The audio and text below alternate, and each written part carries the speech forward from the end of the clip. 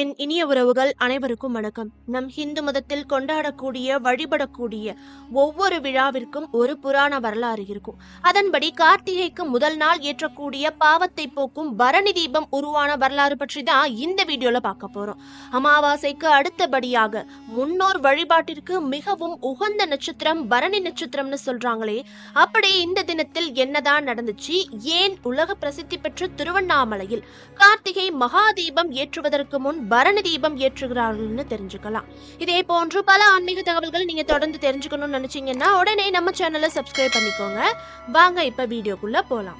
அக்னி ரூபமாய் போற்றப்படும் சிவனுக்கும் அக்னியில் உதித்த ஆறுமுகனுக்கும் காக்கும் கடவுளான மகா விஷ்ணுவுக்கும் உகந்த மாதமாக திகழ்வதுதான் கார்த்திகை மாதம். தமிழ் மாதங்களில் 8வது மாதமான கார்த்திகை மாதம் முழுவதுமே விளக்கேற்றி சிவபெருமானை வழிபட்டால் எல்லாவித நன்மைகளும் கிடைக்கும். அதனால் தான் கார்த்திகை மாதத்தில் வரும் பரணி, பௌர்ணமி, திங்கட்கிழமை, சோமவாரம் என அனைத்து தினங்களும் சிறப்பிற்குரியதா சொல்லப்படுது. ஒவ்வொரு மாதத்திலும் வரும் பரணி நட்சத்திரம் உயர்வானது அப்படின்னு சொன்னா கூட கார்த்திகையுடன் பௌர்ணமி இணையும் நாளில் வரும் பரணி நட்சத்திரம் மேலும் சிறப்பு வாய்ந்ததா இருக்கு. திருக்கார்த்திகை தீப திருவிழாவின் மிக சிறப்பு வாய்ந்தது பரணி தீபம். இது பல்லாயிரம் ஆண்டுகளாக நடைபெற்று வருது. அங்கிங் எனாதபடி எங்கும் எல்லா உயிர்களிடத்தும் ஜீவனாக ஒளியாக திகழ்ந்திருக்கின்ற அந்த பரம்பொருள் ஜோதியே எல்லாவற்றிற்கும் மூலம் ஆதாரம் என்று வழங்கப்படுது. அமாவாசைக்கு அடுத்தபடியாக முன்னோர் வழிபாட்டிற்கு உகந்தது பரணி நட்சத்திரம்னு ஏன் சொல்றாங்க தெரியுமா? இந்த பிறவியில் நாம் வாழ்கின்ற காலம் முழுவதும் ஒளிமயமான வாழ்வை பெறுவதற்காகவும் இவ்வுலக வாழ்க்கை முடிந்த பிறகு மேல் உலகிற்கு செல்லும் வழியிலும் மேல் உலகிற்கு சென்ற பிறகும் இருளில் சிக்கி தவிக்காது ஒளிமயமாக நாமும் நமது முன்னோர்களும் இருப்பதற்காகவே பரணி தீபம் ஏற்றப்படுது. அதிகாலையில் பரணி தீபம் அண்ணாமலையார் கருவறையில் ஏற்றப்பட்டு பின்னர் அர்த்த மண்டபத்தில் 5 தீபங்களாக இவை காட்டப்படும். கார்த்திகை மாத பரணி நட்சத்திரத்தில் இந்த தீபம் காட்டப்படுவதால் தான் இதுக்கு பரணி தீபம் அப்படிங்கிற பெயர் ஏற்பட்டிருக்கு. சரி, இப்போ பரணி தீபம் உருவான வரலாறு என்னன்னு தெரிஞ்சுக்கலாம். கடோபனிஷதம் என்னும் நூலில் நசிகேதன் என்பவருடைய வரலாறை பத்தி குறிப்பிட்டிருக்காங்க. நசிகேதனின் தந்தை ஒரு மிகப்பெரிய வேள்வியை செய்து அதன் முழு பயனையும் அடைவதற்காக நிறைவு பகுதியில இருந்திருக்காரு. வேள்வியின் நிறைவா அவரு எல்லாருக்குமே தானம் கொடுத்தாகணும். யாரெல்லாம் வர்றாங்களோ அவங்க எல்லாருக்குமே அவர்கிட்ட உள்ள எல்லா பொருட்களையுமே தானம் கொடுத்துட்டு இருந்திருக்காரு. வரவங்க எல்லாருக்கும் ஒவ்வொரு பொருளா தானம் கொடுக்க இதை பார்த்துக்கிட்டு இருந்த அவரோட பையன் நசிகேதன் இதையும் கொடுக்குறீங்களா, இதையும் கொடுக்குறீங்களா, இதையும் கொடுக்குறீங்களா அப்படின்னு ஒவ்வொரு பொருளையும் பார்த்து ரொம்பவே அதிர்ச்சியா கேட்டுட்டு இருந்திருக்கான். நசிகேதன் கேட்ட கேள்விகளுக்கெல்லாம் ரொம்ப பொறுமையா பதிலளிச்சுக்கிட்டே தானம் கொடுத்துக்கிட்டு இருந்திருக்காரு அவரோட தந்தை. ஒரு கட்டத்துல ரொம்ப கோபம் அடைஞ்ச நசிகேதன் என்ன பண்ணிருக்காரு அப்படின்னா, கடைசியில நீங்க என்னையும் தானம் கொடுக்க போறீங்களா, என்ன யாருக்கு நீங்க தானம் கொடுக்க போறீங்க அப்படின்னு கேட்டதும் கோபம் அடைஞ்ச நசிகேதனோட தந்தை, உன்னை நான் யமதர்மனுக்கு தானமா கொடுக்க போற அப்படின்னு சொல்லி இருக்காரு. இதனால் உயிருடன் இருக்கும் போதே யமலோகன் சென்று விட்டான் நசிகேதன். யமலோகம் சென்று யமன் கிட்ட அவன் பல வரங்களை பெற்றதோடு மட்டுமில்லாமல் பல கேள்விகளையும் கேட்டிருக்கான். அதில் ஒன்றாக, பூலோகத்தில் இருக்கும் உயிர்கள் யமலோகம் வரும் வழிகள் இருள் நிறைந்ததா இருக்குதே, அதில் தட்டு தடுமாறி யமலோகம் வந்தடையவே அந்த உயிர்கள் ரொம்ப சிரமப்படுறாங்க. அவங்க சிரமம் இல்லாமல் கஷ்டமின்றி யமலோகம் வந்தடைய துன்பத்தில் சிக்காமல் வாழ்வதற்கு ஏதாவது வழி இருக்கா அப்படின்னு யமதர்மன் கிட்ட கேட்டிருக்கான். அதுக்கு யமதர்மன், பல வழிகள் இருக்குது, அதுல ஒரு வழியை நான் உனக்கு சொல்றேன்.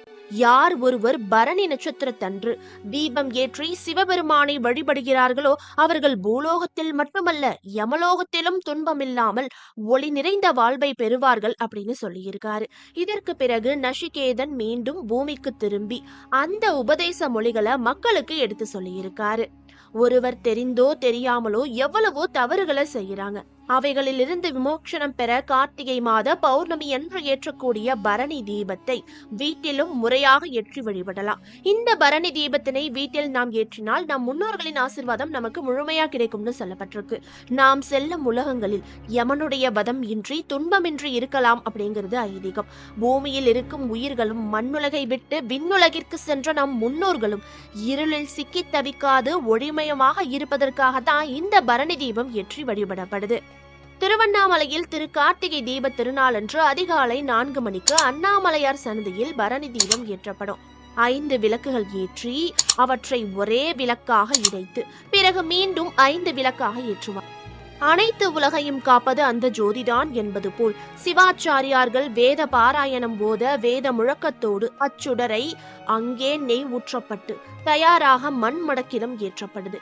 இறைவனே பஞ்சபூதங்களாக காட்சியளிக்கிறார் என்பதை உணர்த்துவதற்காக இறைவன் ஒருவனே எல்லா உயிர்களுக்குள்ளும் நிறைந்திருக்கிறான், எல்லா உயிர்களும் ஜோதி வடிவான இறைவனுக்குள் அடக்கம் என்பதே இந்த பரணி தீபத்துடைய தத்துவம். படைத்தல், காத்தல், அழித்தல், மறைத்தல், அருளல் என்ற சிவனின் 5 அம்சங்களையும் காட்டும் விதமாகவே பரணி தீபம் ஏற்றம். அதன் பின்னர் மாலை 6 மணி அளவில் திருவண்ணாமலை உச்சியில் மகா கார்த்திகை தீபம் ஏற்றப்படுது. திரு கார்த்திகைக்கு முந்தைய நாளான பரணி நட்சத்திரத்தன்று இல்லம் எங்கும் விளக்கேற்றி இறைவன் சந்நிதியிலும் விளக்கேற்றி வழிபட வேண்டும். அடுத்து வீட்டில் பரணி தீபம் ஏற்றும் முறை பற்றி தெரிஞ்சுக்கலாம். வழக்கமா தீபம் ஏற்றுவது போல் நிலைவாசலில் 2 தீபங்களும் பூஜை அறையில் விளக்கும் ஏற்ற வேண்டும். அதோடு தனியாக ஒரு தாம்பூலத்தில் 5 விளக்குகளை வட்ட வடிவில் ஏற்ற வேண்டும். அனைத்து விளக்குகளும் அனைத்து திசை நோக்கி எரியும் என்பதால் திசை கணக்கு கிடையாது. 5 என்பது பஞ்ச பூதங்களும் நமது உடலிலும் வெளியிலும் சரியாக இருந்து நமக்கு அருள் செய்ய வேண்டும் என்பதற்காகவும் சிவபெருமானின் பஞ்ச தொழில்களை விளக்குவதாலும் 5 தீபங்களை நம்ம வாசலில் 2 தீபமும் பூஜை அறையில் 5 தீபமும் ஏற்ற வேண்டும். வீட்டுல வழக்கம் போல பூஜை புனஸ்காரங்கள் செஞ்சாலுமே தனியா ஒரு தாம்பூல தட்டுல மலர்களை பரப்பி மஞ்சள் குங்குமம் இட்டு அகல் விளக்குகளை ஏற்றி வைத்து நெய் தீபம் ஏற்றி வழிபடுங்க. பரணி தீபத்தன்று ஏற்றும் விளக்கானது எண்ணெயை தவிர்த்து நெய்யால் ஏற்றினால் மிக சிறப்பான பலன்களை கொடுக்கும். இந்த பரணி தீபத்தோட முக்கியமான சிறப்பு என்னன்னு கேட்டீங்கன்னா, பஞ்சபூதம் நமக்கு உறுதுணையாக இருக்கும். இந்த பரணி தீபம் 5 விளக்குகளை கொண்டு ஏற்றப்படுது. அப்படி ஏற்றுவதனால் அகமும் புறமும் சிறப்பாக செயல்படும், மகிழ்வாக இருப்போம் என்பது ஐதீகம். பரணி தீபத்தன்று தனியாக 5 விளக்குகளை ஏற்றுவதுதான் விசேஷம். பஞ்சபூதங்களான நீர், நெருப்பு, காற்று உள்ளிட்ட அனைத்தும் நமக்கு அளவாக கிடைக்க வேண்டிதான் இந்த பரணி தீபம் ஏற்றப்படுவதா சொல்லப்படும். ஒருவர் தொடர்ந்து 7 ஜென்மங்கள் புண்ணியம் செய்து வந்திருந்தால் மட்டுமே இப்பிறவியில் ருத்ராட்சம் மணியும் பாக்கியம் கிடைக்கும்னு சைவ நூல்களில் கூறப்பட்டிருக்கு. சூரியனை கண்டு இருள் விலகுவதைப் போல ருத்ராட்சத்தை கண்டு துஷ்ட சக்திகள் விலகுகிறது. சிவபக்தர்கள் ருத்ராட்சத்தை தங்கள் உயிர் மூச்சாக கருதுகின்றனர். அப்படிப்பட்ட ருத்ராட்சம் எப்படி உருவானுச்சு? சிவனிலிருந்து ருத்ராட்சம் பிறந்தது எப்படி? பெண்கள் ருத்ராட்சம் அணியலாமா கூடாதா? ருத்ராட்சத்தின் முகத்தை கண்டுபிடிப்பது எப்படி? அசைவம் சாப்பிடும் நாட்களில் ருத்ராட்சம் அணியக்கூடாதுன்னு சொல்றாங்களே, அது எதனால? ஜோதிட ரீதியாக ஒவ்வொரு நட்சத்திரத்திற்கும் ஒவ்வொரு முக ருத்ராட்சத்தை பயன்படுத்த வேண்டும்னு நம்முடைய முன்னோர்கள் கூறியிருக்காங்க. உங்க ராசி நட்சத்திரத்திற்கு எந்த முகம் கொண்ட ருத்ராட்சத்தை அணிய வேண்டும்னு இந்த ஒரு வீடியோ மூலமா ருத்ராட்சம் பற்றிய அனைத்து விதமான தகவல்களையும் முழுமையா நீங்க தெரிஞ்சுக்க போறீங்க. திரிபுராசுரன்கிற அரக்கன் பிரம்மதேவரிடம் பெற்ற வரத்தை கொண்டு தேவர்களை துன்புறுத்த இருந்திருக்கான். தங்களுக்கு ஏற்பட்ட துன்பத்தை கைலாயம் சென்று சிவபெருமானிடம் முறையிட்டிருக்காங்க. உடனே தேவர்களின் சக்தியை ஒன்றிணைத்து மிகப்பெரிய வல்லமை படைத்த அகோரம் எனும் ஆயுதத்தை உருவாக்கி இருக்காரு சிவபெருமான். அப்போது சிவபெருமானுக்கு ஏற்பட்ட பேரிரக்கம் காரணத்தால் தன்னுடைய 3 கண்களையும் மூடியிருக்காரு. பல ஆண்டுகள் மூடாமல் இருந்து மூடுவதால் 3 கண்களிலிருந்தும் கண்ணீர் துளிகள் சிந்தியிருக்கு. அந்த கண்ணீர் துளிகள் பூமியில் விழுந்து ருத்ராட்ச மரமாக மாறியிருக்கு. அந்த ருத்ராட்ச மரத்திலிருந்து விழுந்த பழம்தான் ருத்ராட்சம்னு கூறப்படுது. அது மட்டுமில்லாமல் சூரியன், சந்திரன், அக்னி இவை 3ம் சிவபெருமானின் முக்கண்கள். ஈசன் தவத்தில் இருந்தபோது அவர் கண்களிலிருந்து வழிந்த கண்ணீரே ருத்ராட்ச மரமாக தோன்றியதுன்னு மற்றொரு வரலாறும் கூறப்பட்டிருக்கு. சிப்பிக்குள் முத்தாக தோன்றும் மழை துளியைப் போல சிவபெருமானின் முத்து முத்தான கண்ணீரால் தோன்றியதே ருத்ராட்சம். ருத்ராட்சத்தை அணிபவர்கள் ருத்ரனின் அம்சம். ருத்ராட்சத்தை அணிந்தவர்களின் கண்களில் துன்ப கண்ணீர் வருவதில்லை. ஆபத்துகளிலிருந்து நம்மை தடுத்து காப்பதால் இறைவனை நினைத்து நம் கண்களில் வருவது ஆனந்த கண்ணீர் தான். துன்பம் தூர ஓடிவிடும். ருத்ராட்சத்தை அணிந்து ருத்ர அம்சமாக இருப்பவர்களின் அருகில் எந்த தீய சக்தியும் நெருங்காது. முதல் முறையாக ருத்ராட்சம் அணிபவர்கள் சிவபெருமானின் பாதத்தில் வைத்து ஆசி பெற்று அணிந்தால் நன்மை. ருத்ராட்சம் அணிந்து பூஜை செய்தால் இன்னும் கைமேல் பலன் கிடைக்கும். ருத்ராட்சத்தால் சிவலிங்கத்தை அலங்கரித்தால் அவர்களுக்கு பல நன்மைகள் ஏற்படும். லக்ஷ்மி கடாட்சம் கிட்டும். பித்ரு தோஷம் நீங்கும். தலைமுறை தலைமுறைக்கு இன்னலில்லா வாழ்க்கை அமையும். சிவன் தந்த ருத்ராட்சத்தை அணிபவர்கள் ருத்ர சொரூபமாகவே மாறிவிடுகிறார்கள். வேலனுக்கு வேலாயுதம் போல எந்த ஆபத்தான சமயத்திலும் நம்மை காக்கும் சிவபெருமானின் ருத்ராட்சம்.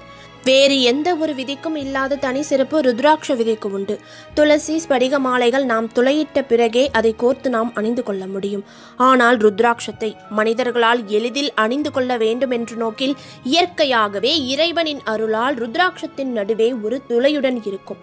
ருத்ராட்சத்தை ஊற வைத்து அந்த நீரை குடிக்கும் போது வாந்தி, இருமல், உடல் உஷ்ணத்தை தணிக்கக்கூடியதாக இருக்கிறது. ருத்ராட்சத்திற்கு மனதை அடக்கி மனக்கட்டுப்பாட்டை வளர்க்கும் அபூர்வ ஆற்றல் இருக்கிறது. இதை அணிபவர்கள் இதை உணர்வு பூர்வமாக அறிந்து கொள்ள முடியும். ருத்ராட்சத்திற்கு நினைவாற்றலை அதிகரிக்க செய்யும் அற்புத சக்தியும் சுய ஆற்றலை பெருக்கிக் கொள்ளும் திறனும் உண்டு. ருத்ராட்சத்திற்கு இருக்கும் இந்த சக்தியை சிலர் உடனடியாக உணரலாம், சிலர் படிப்படியாக உணரலாம். 1 முதல் 27 முகங்கள் கொண்ட ருத்ராட்சத்தை ஆண் பெண் பாகுபாடு இல்லாமல் யார் வேண்டுமானாலும் அணியலாம். பெண்கள் அணிவதற்கு சில வரையறைகள் உண்டு. அதை முறையாக பின்பற்றி அணிந்து கொள்வது நலம். ஆண்கள் எந்த வயதாக இருந்தாலும் ருத்ராட்சம் அணியலாம். பெண்கள் மாதவிலக்காக கூடியவர்கள் அணியாமல் இருப்பது நல்லது. இரவில் தூங்கும் போது அதை கலற்றி பூஜை அறையில் வைத்து விடுவது நல்லது. மாமிசம் சாப்பிடுபவர்கள் அன்று ருத்ராட்சத்தை கலற்றி வைத்து விடுவது நல்லது. மறுநாள் குளித்துவிட்டு இறைவனை வணங்கி அணிந்து கொள்ளலாம். பிறப்பு, இறப்பு போன்ற தீட்டு நாட்களில் ருத்ராட்சம் அணியக்கூடாது. ருத்ராட்சத்தை அணிந்து கொண்டாலே கொடிய பாவங்களும் நீங்கும். கங்கையில் மூழ்கினால் பாவம் போகும் என்பது நம் அனைவருக்கும் தெரியும். பாவங்களினால் தான் நமக்கு கஷ்டங்கள் உண்டாகிறது. ருத்ராட்சம் அணிவதால் கொடிய பாவங்கள் தீரும். ருத்ராட்சத்தை அணியும் பெண்களுக்கு லட்சுமி கடாட்சமும் மாங்கல்ய பாக்கியமும் தொழிலில் மேன்மையும் சகலவிதமான ஐஸ்வர்யங்களும் தேடி வரும் அப்படின்னு கூறப்பட்டிருக்கு. ருத்ராட்சம் அணிவதால் இதய நோய், இரத்த அழுத்தம், சர்க்கரை நோய், புற்றுநோய் போன்றவற்றின் தீவிரம் குறைவதாகவும் ஆய்வுகளில் கூறப்பட்டிருக்கு. ருத்ராட்சம் அணிபவர்கள் அதை வாரத்திற்கு ஒரு முறையாக பூஜை செய்து பின்பு அணிந்து கொள்வது உத்தமம். குறிப்பாக பிரதோஷம் அல்லது சிவபெருமானுக்கு பிடித்த நாளான திங்கட்கிழமைகளில் பூஜை செய்து அணிவது நல்லது. ஒரு சுத்தமான தாம்பூலத்தட்டில் ஒரு வெற்றிலையை வைத்து அதன் மீது ருத்ராட்சத்தை வைத்து சந்தனம், பன்னீர், விபூதி, பால், வில்வம் ஆகியவற்றை கொண்டு அபிஷேகம் செய்து வழிபட வேண்டும். அபிஷேகம் செய்வதற்கு முன்பு ருத்ராட்சத்தை ஒரு நாள் முழுக்க சுத்தமான பாலில் ஊற வைத்து அதற்கு பின்பு முறையாக பூஜை செய்து அணிந்து கொண்டால் நேர்மறை சக்திகள் நமக்கு கிடைக்கும். ருத்ராட்சத்தை அதிக பிரயாணம் மேற்கொள்பவர்கள், பல்வேறு இடங்களில் சாப்பிட்டு தூங்குபவர்களுக்கு அவர்களின் சக்தியின் பாதுகாப்பு கூடாக இருந்து ஒரு நல்ல உறுதுணையாக இருக்கும் ருத்ராட்சம். இது துஷ்ட சக்திகளுக்கு எதிராக செயல்படும் தன்மையுடையது. சிலர் தங்களுக்கு வேண்டாதவர்களை பழிவாங்க தீய சக்திகளை பயன்படுத்துவார்கள். அந்த சமயத்தில் ருத்ராட்சம் பாதுகாப்பு கவசமாக மாறி நம்மை காப்பாற்றும். ருத்ராட்சத்தை உடலோடு ஒட்டி அணிந்து கொள்ளும் போது உடலுக்குள் ஏற்படும் பல்வேறு விதமான நோய் கிருமிகளை அழிக்க முடியும். அதிக பதற்றம், மன அழுத்தம், சர்க்கரை வியாதி, இதய நோய்கள், புற்றுநோய்கள் என பல்வேறு நோய்களை போக்கக்கூடிய ஒரு அபூர்வமான பொருளாக விளங்குகிறது இந்த ருத்ராட்சம். அடுத்து ருத்ராட்சத்தின் முகத்தை கண்டுபிடிப்பது எப்படின்னு தெரிஞ்சுக்கலாம். ஒரு சாத்துக்குடி பழத்தை எடுத்து உரிச்சோம்னா அதன் மேல் உள்ள கோடுகளை கொண்டு அதில் எத்தனை சுளை இருக்கிறது அப்படிங்கிறத நம்ம தெரிஞ்சுக்க முடியும். அதே போலத்தான் ருத்ராட்சத்தின் மேலுள்ள கோடுகளை கொண்டு அந்த ருத்ராட்சம் எத்தனை முகம் கொண்டது என நம்ம தெரிஞ்சுக்கலாம். ஒரு முக ருத்ராட்சம் சிவபெருமானின் முகம். பிரம்மகத்தி தோஷத்தை போக்கக்கூடியது. சூரியனின் ஆசி கிடைக்கும். அரசாங்கத்தில் உயர்ந்த அந்தஸ்து கிடைக்கும். 2 முக ருத்ராட்சம் அணிந்தால் தேவி ஸ்வரூபம். இது பாவங்கள் அத்தனையும் அடியோடு போக்கும். தேவியின் ஆசையும் பரிபூரணமாக கிடைக்கும். 2 என்பது சந்திரனுக்குரிய எண்ணாக இருப்பதால் அறிவுத்திறன், மதிநுட்பம் மேம்படுத்தும். முகம் பொலிவு பெறும். அம்பிகையின் அருள் நிச்சயம் கிடைக்கும். 3 முக ருத்ராட்சம் அணிவதால் அக்னி ஸ்வரூபம் கிடைக்கும். தோஷங்களையும் பாவங்களையும் நெருங்க விடாமல் அதை எரித்துவிடும் ஆற்றல் கொண்டது. 3ஆம் எண் குரு பகவானின் எண் என்பதால் சுப நிகழ்ச்சிகள் தடையில்லாமல் நடைபெற வழிவகுக்கும். கல்வி சிறப்பு தரும், வித்தைகள் கைகூடும். 4 முக ருத்ராட்சம் பிரம்மதேவரின் வடிவம். வேதங்கள், புராணங்கள் கற்ற புண்ணிய பலன்களை இரட்டிப்பாக்கும். இது ராகு பகவானின் எண் என்பதால் நல்ல செல்வ வளத்தையும், ஜாதகத்தில் ராகு பகவானின் தோஷம் இருந்தாலும் தீரும். 5 முக ருத்ராட்சம் சிவபெருமானின் அம்சமாகவே கருதப்படுகிறது. இதற்கு பெயர் கால அக்னி. உணவால் ஏற்படும் தோஷத்தை போக்கும். 5ஆம் எண் புதனின் எண்ணாக இருப்பதால் தடைபடும் கல்வி தொடரும். நல்ல ஞானத்தை பெறுவார்கள். கலைத்துறையில் முன்னேற வழி பிறக்கும். பலரின் உதவிகள் கிடைக்கும். செயல்கள் வெற்றியடையும். 6 முக ருத்ராட்சம் முருகப்பெருமானின் அம்சம். முருகப்பெருமானின் ஆசியை பெறுவார்கள். விரோதிகள் வீழ்வார்கள். எதிலும் வெற்றி கிட்டும். சொந்த வீடு, மனை வாங்குகிற சிறப்பை தரும். 6ஆம் எண் சுக்கிரனை குறிப்பதால் எதிர்பாராத அதிர்ஷ்டத்தை தரும். மகாலட்சுமி யோகம் கிடைக்கும். ஏழுமுக ருத்ராட்சம் மன்மத ஸ்வரூபம். தெரிந்தோ தெரியாமல் செய்த முன்ஜென்ம பாவத்தை போக்கும். பாவங்கள் நீங்கினாலே யோகங்கள் தேடி வரும். இது கேது எண்ணாக இருப்பதால் உடல் பிணி நீங்கும், கல்வி தடை அகலும், ஞானம் பிறக்கும். எட்டுமுக ருத்ராட்சம் விநாயக பெருமானின் ஸ்வரூபம். சனீஸ்வரனால் ஏற்பட்ட இன்னல்கள் நீங்கும். எடுக்கும் முயற்சி வெற்றி பெற வழி கிடைக்கும். விநாயக பெருமானின் அருளாசி பரிபூரணமாக கிடைக்கும். 8ஆம் எண் சனி பகவானின் எண்ணாக இருப்பதால் 8முக ருத்ராட்சத்தை அணிந்தவர்களுக்கு தொல்லை தந்தால் தொல்லை தந்தவர்களை சனி பிடிக்கும். 9 முக ருத்ராட்சம் பைரவ வடிவம். 100 பிரம்மகத்தி தோஷத்தை போக்கும் ஆற்றல் கொண்டது. சிவபெருமானின் வாகனம் என்பதால் சிவபெருமானின் ஆசியும் முருகப்பெருமானின் அருளும் கிடைக்கும். செவ்வாய் பகவானுக்குரிய எண்ணாக இருப்பதால் தைரியம் ஏற்படும், பணவரவு பெருகும், இன்னலில்லாத வாழ்க்கையமையும், குடும்பத்தில் மகிழ்ச்சி பொங்கும், தோஷங்கள் பாவங்கள் தீரும். 10 முக ருத்ராட்சம் விஷ்ணு சுரூபமாக அமைகிறது. இதனால் ஜாதக தோஷங்கள் நீங்கும், தோல் வியாதி தீரும், கண்திருஷ்டி செய்வினை பாதிப்புகள் நீங்கும். 10ஆம் எண் சூரியனை குறிப்பதால் அரசாங்க பணிகள் கிடைக்கும், அரசு தொடர்பான வேலைகள் சாதகமாக இருக்கும், கண் நோய் குணமாகும். 11 முக ருத்ராட்சம் அணிவதால் ஏகாதச ருத்ர வடிவம் கிடைக்கும். 1000 அஸ்வமேத யாகங்கள் செய்ததால் என்ன பலனோ அந்த பலனை கொடுக்கும். கோடி பசு தானம் செய்த புண்ணியமும் கிட்டும். இந்த 11 எண் சந்திர பகவானுக்குரிய எண்ணாக இருப்பதால் அறிவு தெளிவு பெறும். இதை தலையில் சிறிது நேரம் வைத்திருந்தால் புத்தி நன்றாக வேலை செய்யும். 12 முக ருத்ராட்சம் துவாதச ஆதித்த ஸ்வரூபம். இது பயத்தை போக்கி மனதைரியத்தை கொடுக்கும், புண்ணிய பலனை அள்ளித்தரும். 12ஆம் எண் குரு பகவானின் ஆதிக்கம் கொண்டதால் ஆற்றலும் செல்வ வளமும் தந்திடும், திருமண தடை விளங்கும். 13 முக ருத்ராட்சம் முருகப்பெருமானை பூஜித்தால் என்ன பலனோ அந்த பலனை எளிதாக கொடுக்கும். பெற்றோருக்கு அறியாமல் செய்த பாவத்தை போக்கும், பெற்றோர் மேல் அன்பு ஏற்படும். 13ஆம் எண் ராகு பகவானை குறிப்பதால் திடீர் யோகத்தையும் ஏற்படுத்தும். 14 முக ருத்ராட்சம் சிவபெருமானாகவே கருதப்படுவார்கள். அதிர்ஷ்டம் தேடி வரும், செல்வந்தர்களாக திகழ்வார்கள். இன்னும் பல நல்ல பலன்களை சொல்லிக்கொண்டே போகலாம். அந்த அளவுக்கு சுபிக்ஷத்தை தரும் ஆற்றல் கொண்டது. இதில் 1 முக ருத்ராட்சமும் 14 முக ருத்ராட்சமும் கிடைப்பது அரிது. அடுத்து இந்த ருத்ராட்சத்தை எப்படி அணிந்து கொள்ளலாம்னு தெரிஞ்சுக்கலாம். ருத்ராட்சத்தை சிகப்பு கயிறில் கழுத்தில் கட்டி அணியலாம், அல்லது தங்க சங்கிலியிலும் வெள்ளி சங்கிலியிலும் கட்டலாம். கருப்பு கயிற்றில் கட்டக்கூடாது. ருத்ராட்சத்தின் மேல் பக்க முகம் பிரம்மா, கீழ்ப்புறம் விஷ்ணு, நடுப்பகுதி ருத்ரன் என்கிறது சாஸ்திரம். அதனால் ருத்ராட்சம் அணிந்தால் 30 தெய்வங்களின் ஆசி கிடைக்கும். ருத்ராட்சத்தை நன்றாக கவனித்து தரம் உள்ளதாக பார்த்து வாங்க வேண்டும். முள் இல்லாதவையாக இருக்க வேண்டும். பூச்சி எரித்தவையாக இருக்கக்கூடாது. பிளவும் இருக்கக்கூடாது. 27 நட்சத்திரங்களில் எந்த நட்சத்திரத்தில் பிறந்தவர்கள் எத்தனை முகம் கொண்ட ருத்ராட்சத்தை அணிய வேண்டும் அப்படிங்கிறத இங்கே தெரிஞ்சுக்கலாம். அஸ்வினி நட்சத்திரத்தில் பிறந்தவர்கள் 9 முகம் கொண்ட ருத்ராட்சத்தை அணியலாம். பரணி நட்சத்திரம் 6 முகம் 13 முகம் கொண்ட ருத்ராட்சத்தை அணியலாம். கார்த்திகை 12 முகம், ரோகிணி 2 முகம், மிருகசீரிஷம் 3 முகம், திருவாதிரை 8 முகம், புனர்பூசம் 5 முகம், பூசம் 7 முகம், ஆயில்யம் 4 முகம், மகம் 9 முகம், பூரம் 6 முகம் 13 முகம், உத்திரம் 12 முகம், ஹஸ்த நட்சத்திரம் 2 முகம் கொண்ட ருத்ராட்சத்தை அணியலாம். சித்திரை நட்சத்திரத்தில் பிறந்தவர்கள் 3 முகம் கொண்ட ருத்ராட்சத்தை அணியலாம்.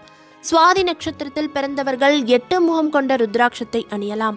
விசாக நட்சத்திரத்தில் பிறந்தவர்கள் 5 முகம் கொண்ட ருத்ராட்சத்தை அணியலாம். அனுச நட்சத்திரத்தில் பிறந்தவர்கள் 7 முகம் கொண்ட ருத்ராட்சத்தை அணியலாம். கேட்டை நட்சத்திரத்தில் பிறந்தவர்கள் 4 முகம் கொண்ட ருத்ராட்சத்தை அணியலாம். மூல நட்சத்திரத்தில் பிறந்தவர்கள் 9 முகம் கொண்ட ருத்ராட்சத்தை அணியலாம். பூராட நட்சத்திரத்தில் பிறந்தவர்கள் 6 முகமும் 13 முகம் கொண்ட ருத்ராட்சத்தை அணியலாம். உத்திராட நட்சத்திரத்தில் பிறந்தவர்கள் 12 முகம் கொண்ட ருத்ராட்சத்தை அணியலாம். திருவோண நட்சத்திரத்தில் பிறந்தவர்கள் 2 முகம் கொண்ட ருத்ராட்சத்தை அணியலாம். அவிட்ட நட்சத்திரத்தில் பிறந்தவர்கள் 3 முகம் கொண்ட ருத்ராட்சத்தை அணியலாம். சதய நட்சத்திரத்தில் பிறந்தவர்கள் 8 முகம் கொண்ட ருத்ராட்சத்தை அணியலாம். பூரட்டாதி நட்சத்திரத்தில் பிறந்தவர்கள் 5 முகம் கொண்ட ருத்ராட்சத்தை அணியலாம். உத்திரட்டாதி நட்சத்திரத்தில் பிறந்தவர்கள் 7 முகம் கொண்ட ருத்ராட்சத்தை அணியலாம். ரேவதி நட்சத்திரத்தில் பிறந்தவர்கள் 4 முகம் கொண்ட ருத்ராட்சத்தை அணியலாம். மன நிம்மதிக்காகவும் இறைவனின் அருளை பெறுவதற்கும் கோவிலுக்கு போய் சாமியை கும்பிடுறோம். அப்போ அங்க உள்ள அர்ச்சகர்கள் விபூதி குங்குமத்தை நமக்கு பிரசாதமா கொடுக்கறாங்க. அந்த விபூதியை நெற்றியில் பூசுவதற்கு பல விதிமுறைகள் இருக்கு. அந்த விபூதியில எத்தனை வகை இருக்கு தெரியுமா? எந்த விரலால அந்த விபூதியை பூசணும்னு தெரியுமா? நாம் நெற்றியில் அணியும் விபூதியை எடுக்க சில விரல்களை பயன்படுத்தும் போது நமக்கு நன்மையும், மற்ற சில விரல்களை பயன்படுத்தும் போது நமக்கு தீமையும் உண்டாகும். ஏன் திருநீறு பூசணும்? திருநீரோட மகிமை என்ன? எந்த விரலால திருநீர் பூசினா என்ன பலன் கிடைக்கும்? அப்படி கோவில்ல கொடுக்கிற விபூதியை கீழே சிந்தனா எப்படிப்பட்ட பாவம் வந்து சேரும்? உடம்பின் எந்தெந்த இடங்களில் விபூதி பூசலாம், எங்கெல்லாம் பூசக்கூடாது? முக்கியமா திருநீர் பூசும்போது சொல்ல வேண்டிய மந்திரம் என்னன்னு நாம் அன்றாடம் நம் நெற்றியில் பூசும் விபூதி பிரசாதத்தை பற்றிய அனைத்து விதமான தகவல்களையும் முழுமையா இந்த ஒரு வீடியோ மூலமா நீங்க தெரிஞ்சுக்கலாம். சைவ சமயத்தின் முழுமுதற் கடவுளான சிவபெருமானை குறிப்பது இந்த விபூதி. ஞானம் எனும் நெருப்பில் அனைத்தும் சுட்டெரிக்கப்பட்ட பின் எஞ்சுவது பரிசுத்தமான சிவ தத்துவமே என்பதை விபூதி குறிக்குது. நாடாண்ட மன்னனும் நூல் பல கற்ற பண்டிதரும் கடைசியில் பிடி சாம்பல் ஆவார்கள். இதுதான் நாம் நெற்றியில் பூசும் திருநீறு உணர்த்தும் தத்துவம். எப்பேற்பட்டவர்களாய் இருந்தாலோ மரணத்திற்கு பிறகு இறுதியில் தீயில் வெந்து அனைவரும் ஒரு பிடி சாம்பலாக ஆவார்கள் என்ற தத்துவத்தை உணர்த்துவது இந்த திருநீறு. மனித உடலில் நெற்றி என்பது மிக முக்கிய பாகமாக இருப்பதால் அதன் வழியாக அதிக சக்தி வெளிப்படுவதோடு இயற்கையின் மற்ற சக்தி அம்சங்களையும் தமக்குள் ஈர்த்து கொள்ளும் வர்ம பகுதியாகவும் அது உள்ளது. சூரிய கதிர்களின் சக்தி அலைகளை ஈர்த்து நெற்றி வழியாக கடத்தும் வேலையை திருநீறு நன்றாக செய்யும். அதனால் நெற்றியில் திருநீறு பூசுவது என்பது பல உள்ளர்த்தங்களை கொண்டதாக இருக்கும். பிரம்மன் எழுதிய தலையெழுத்தை அழித்து இறையருளை பதிக்கும் தன்மையும் திருநீருக்கு இருக்கதா சொல்லப்படுது. அந்த விபூதியை நெற்றியில் எப்படி எடுத்து பூச வேண்டும் என்று சில சம்பிரதாயங்கள் இருக்கு. ஆள்காட்டி விரலை விபூதி அணிவதற்கு பயன்படுத்துவதும் தவறு. அந்த விரலை கொண்டு விபூதி பூசுவதால் பொருள் இழப்பு உண்டாகும். அதேபோல் நடுவிரலை கொண்டும் விபூதி அணிந்து கொள்ளக்கூடாது. நடுவிரலில் விபூதியை தொட்டு நெற்றியில் இட்டுக்கொண்டால் நிம்மதியின்மை ஏற்படும். விபூதியை நெற்றியில் பூசுவதற்கு மோதிர விரலே சரியான விரல். மோதிர விரலினால் விபூதியை தொட்டு அணிந்து கொள்ளும் அனைவருக்கும் மகிழ்ச்சியான வாழ்க்கை கிடைக்கும். சிறுவிரல் எனப்படும் சுண்டு விரலும் விபூதி அணிந்து கொள்ள ஏற்றதல்ல. இதன் மூலம் விபூதி அணிந்து கொண்டால் கிரக தோஷங்கள் ஏற்பட வாய்ப்புண்டு. மோதிர விரல் மற்றும் கட்டை விரல் இரண்டையும் சேர்த்து விபூதியை எடுத்து மோதிர விரலால் விபூதியை நெற்றியில் அணிந்து கொள்பவர்களுக்கு உலகமே தன் வசப்படும். அவர்கள் எடுக்கும் முயற்சிகள் அனைத்தும் வெற்றியை பெறும். ஆள்காட்டி விரலால் விபூதியை எடுத்து பொட்டு போல பூசக்கூடாது. நெற்றி நிறைய பூச வேண்டும். அப்படி நம்ம திருநீரை பூசும் போது நமது முன் வினையால் பிரம்மன் நமது தலையில் எழுதியிருக்கும் கெட்ட முன்வினை பயன்கள் ஈசனின் அருளால் அழிக்கப்படும் என்பது ஐதீகம். அதே போல பையில் உள்ள திருநீரை தலைகீழாக கவிழ்க்க கூடாது. ஈர உடையுடனும் ஒற்றை துணி உடுத்திக் கொண்டும் ஆடையின்றியும் திருநீரை பூசக்கூடாது. திருநீர் பூசும்போது எக்காரணம் கொண்டோ அந்த திருநீரை கீழே போடக்கூடாது, கோயிலில் சிந்தக்கூடாது. அதுபோல கோவில்களில் நாம் நெற்றியில் இட்ட பிறகு மிஞ்சிய திருநீரை கோயில் தூண்களில் போடுதலும் கூடாது. அதை ஒரு இலையிலையோ இல்லை ஒரு பேப்பர்லையோ மடித்து பத்திரப்படுத்திக்கலாம். முடிஞ்சா மற்றவங்களுக்கு கொடுங்க. ஆனால் எக்காரணம் கொண்டும் திருநீரை கீழே சிந்தாதீங்க. நமது உடலிலேயே மிகவும் பவித்திரமான பாகம்னா அது நம்முடைய நெற்றி தான். நம் வாழ்வையே கட்டுப்படுத்தும் சூட்சும சக்தி நம் நெற்றியில் உள்ளது. திருநீரை புருவ மத்தியில் இட்டால் வாழ்வின் ஞானத்தை ஈர்த்து கொள்ளலாம். தொண்டை குழியில் விபூதி இட்டால் நமது சக்தியை அதிகரித்து கொள்ளலாம். நெஞ்சு கூட்டின் மையப்பகுதியில் திருநீர் இட்டால் தெய்வீக அன்பை பெறலாம். கோவில்ல கொடுக்கிற அந்த விபூதிக்கு பின்னாடி பல அறிவியல் உண்மைகளும் ஒளிஞ்சிருக்கு. நம் நெற்றியின் வழியாகவே மனித உடலானது அதிக அளவிலான சக்தியை வெளியிடவும் உள்ளிழுக்கவும் செய்யும். புகை நிற விபூதியையும் பொன்னிற விபூதியையும் பயன்படுத்தக்கூடாது. தலையை கவிழ்த்து கொண்டும் நடுங்கிக் கொண்டும் வாயை திறந்து கொண்டும் பேசிக்கொண்டும் விபூதியை பூசக்கூடாது. ஒரு விரலால் கண்டிப்பாக திருநீரை எடுக்கவோ தரிக்கவோ கூடாது. பாவங்கள் பல செய்த பாவிகள் முன் நின்று திருநீரை பூசக்கூடாது. அசுத்தமான நிலத்தில் நின்று கொண்டு திருநீரை பூசக்கூடாது. வழிநடையிலும் திருநீரை பூசக்கூடாது. தீட்சை பெற்றவரும் சந்தியா காலம் தவிர மற்ற காலங்களில் திருநீரை பூச வேண்டும். வலது கை திருநீரை பூசும்போது இடது கை இடுப்புக்கு கீழே தொங்கக்கூடாது. இப்போ நீங்க ஒருத்தவங்க கிட்ட இருந்து திருநீரை வாங்குறீங்க அப்படின்னா வாங்குபவர்கள் மேலாகவும் கொடுப்பவர்கள் கீழாகவும் நின்று விபூதியை வாங்கக்கூடாது. திண்ணை, ஆசனம், பலகை, குதிரை இவற்றின் மீது அமர்ந்து திருநீரை வாங்கக்கூடாது. ஒருத்தவங்க திருநீரை கொடுக்குறாங்க அப்படின்னா அதை வேணாம்னு சொல்லி மறுக்க கூடாது. அடுத்ததா திருநீர் பூசும்போது உச்சரிக்க வேண்டிய மந்திரம் என்னன்னு தெரிஞ்சுக்கலாம்.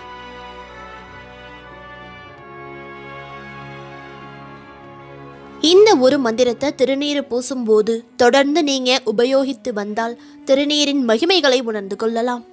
இப்போ எதனால நம்ம திருநீறு பூசணும்னு தெரிஞ்சுக்கலாம். புருவத்தின் நடுவே உள்ளது தியான நிலை, ஆத்ம பிரகாசம்னு சொல்லுவாங்க.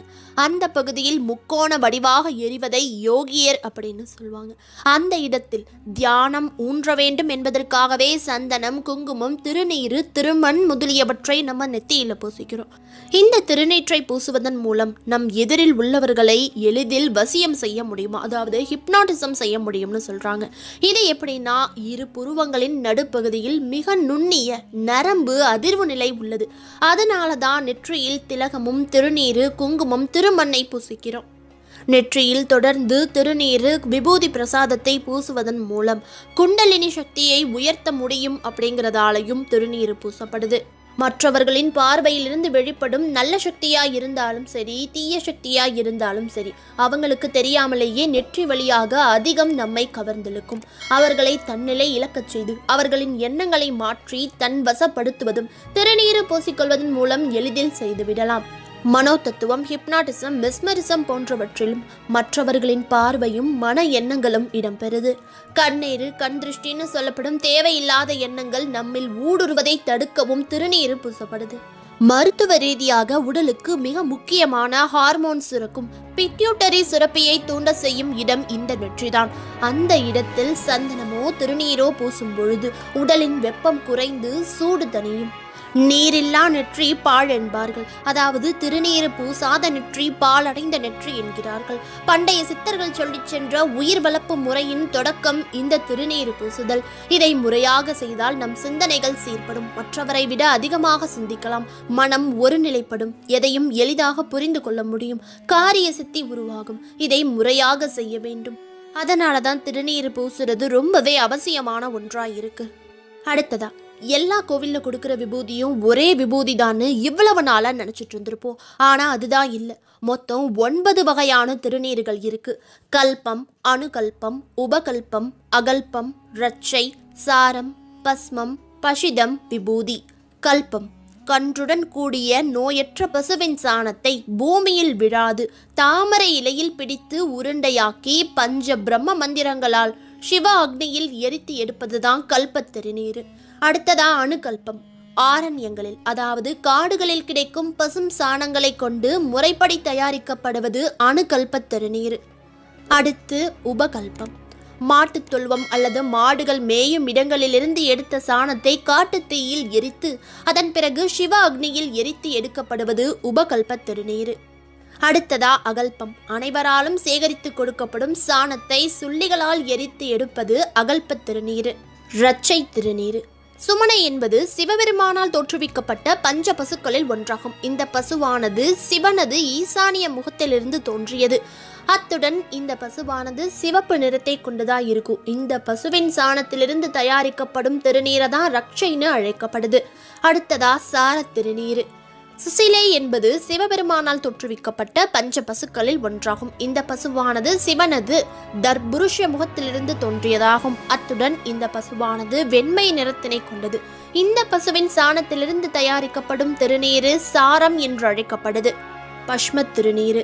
சுரபி என்பது சிவபெருமானால் தோற்றுவிக்கப்பட்ட பஞ்ச பசுக்களில் ஒன்றாகும். இந்த பசுவானது சிவனுடைய அகோர முகத்திலிருந்து தோன்றியது. இந்த பசு வெண்மை நிறத்தை கொண்டது. இந்த பசுவின் சாணத்திலிருந்து தயாரிக்கப்படும் திருநீரே பஷ்ம திருநீர்னு அழைக்கப்படுது.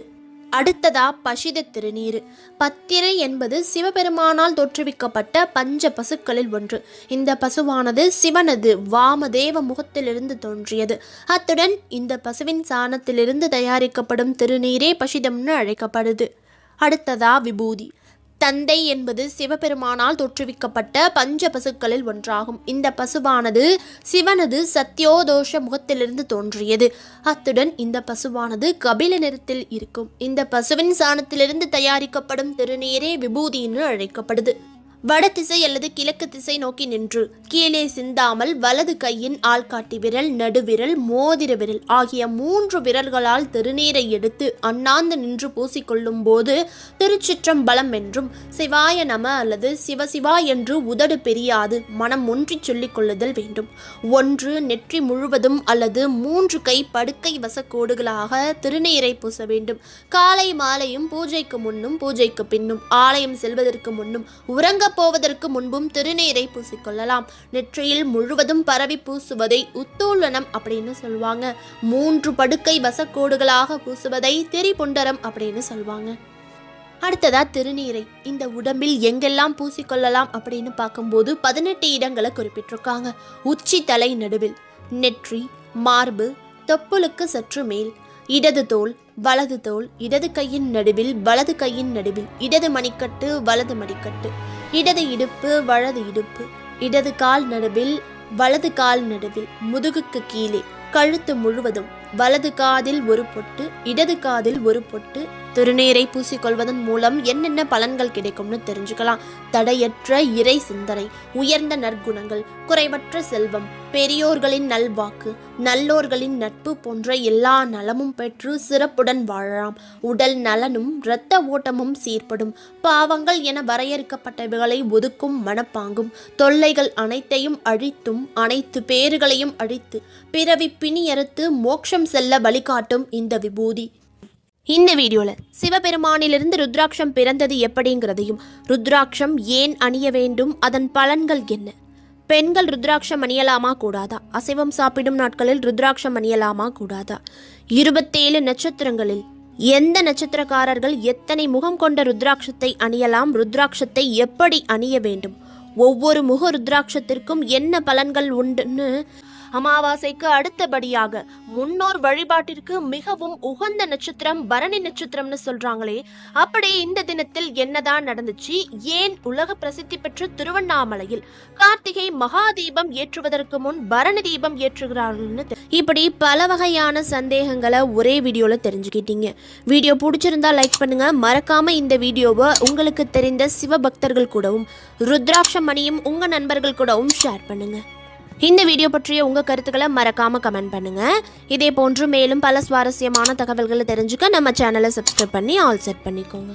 அடுத்து வேறு ஒரு இன்ட்ரெஸ்டிங்கான வீடியோவோடு உங்களை சந்திக்கிறோம். இப்படிக்கு உங்களிடமிருந்து விடைபெறுவது வைரல் ஸ்டாரி அட்மின் ஸ்வாதி. நன்றி, வணக்கம்.